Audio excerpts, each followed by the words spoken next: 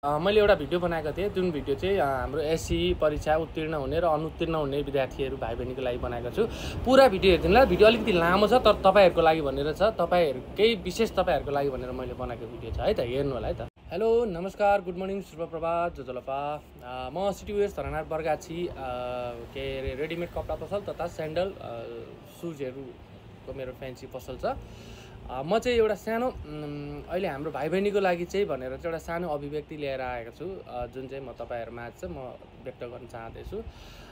हिजो अस्ति भर्खर हाम्रो भाइ बहिनीहरूले चाहिँ एससी परीक्षा दिइसकेपछिको परीक्षा फल चाहिँ प्रकाशित भइसकेको छ र हाम्रो भाइ बहिनीले कतिले सफलता प्राप्त गर्नुभयो, कतिले अब सफलता पनि झेल्नुभयो होला, कतिले थोरै मार्क्सहरूले गर्दाखेरि चाहिँ अलिकति पछि पर्नुभयो, अथवा के अरे एउटा दुईटा विषय लागेर चाहिँ तपाईहरुले चाहिँ अलिकति उहाँहरूभन्दा पछि पर्नुभयो भनेर चाहिँ तनावमा चिन्तामा हुनुहुन्छ भने असफलताले तपाईलाई गिराउने हैन, असफलताले तपाईलाई झन् माथि झन् चाहिँ तपाईलाई प्रगति गर्ने बाटो देखाउँछ र तपाई अझै त्यो भन्दा पनि बढी सफलता प्राप्त गरेको व्यक्ति भन्दा पनि महान व्यक्ति अथवा त्यो भन्दा पनि बढी चाहिँ तपाईहरुले चाहिँ सफलता प्राप्त गर्नुहुन्छ भविष्यमा गएर है। त्यो कुरालाई चाहिँ तपाईले दिमागमा राखेर चाहिँ अगाडि बढ्न सक्नुपर्छ हैन।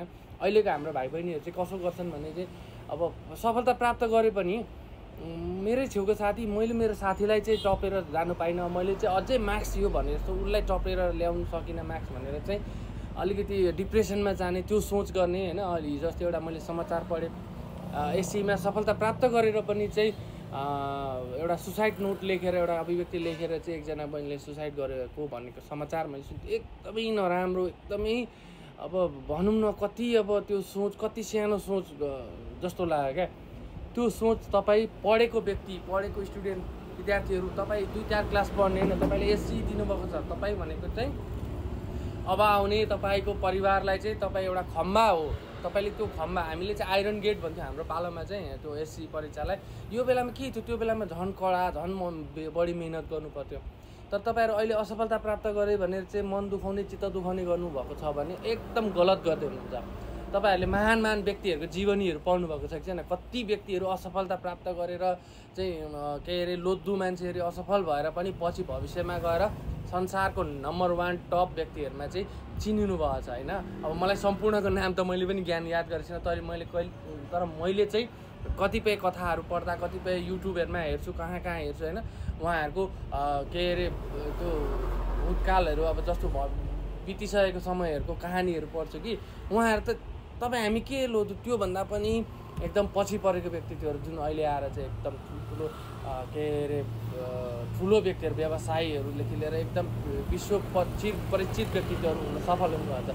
हो त्यस्तै तपाईहरु पनि असफल भएँ, मलाई एउटा विषय लाग्यो, म चाहिँ के अरे अब मेरो भविष्य नै छैन भनेर नसोच्नु, तपाईको भविष्य झन् बलियो छ है।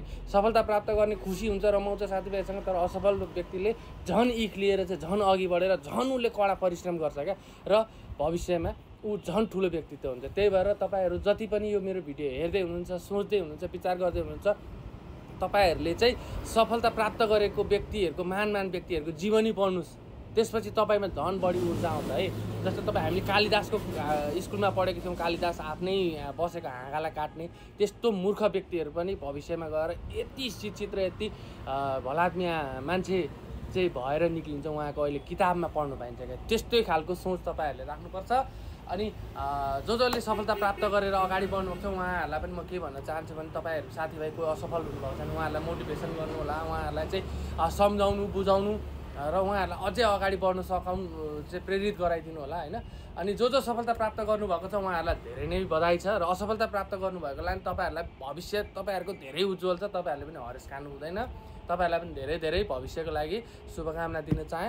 यति भन्दै चाहिँ अब सिटीओएस मार्फतबाट चाहिँ अब तपाईहरुले जो सफलता प्राप्त गरेर कलेज पढ्न चाहने स्टुडेन्टहरुले चाहिँ ब्यागहरु किन्नु कोसिस सोचमा हुनुहुन्छ हैन, लिने सोचमा हुनुहुन्छ भने सिटीओएसमा आउनु होला। तपाईले बजारको भन्दा कम रेटमा पाउनुहुन्छ, स्टुडेन्टलाई विशेष प्राथमिकता है त। हस् त, धन्यवाद, नमस्कार।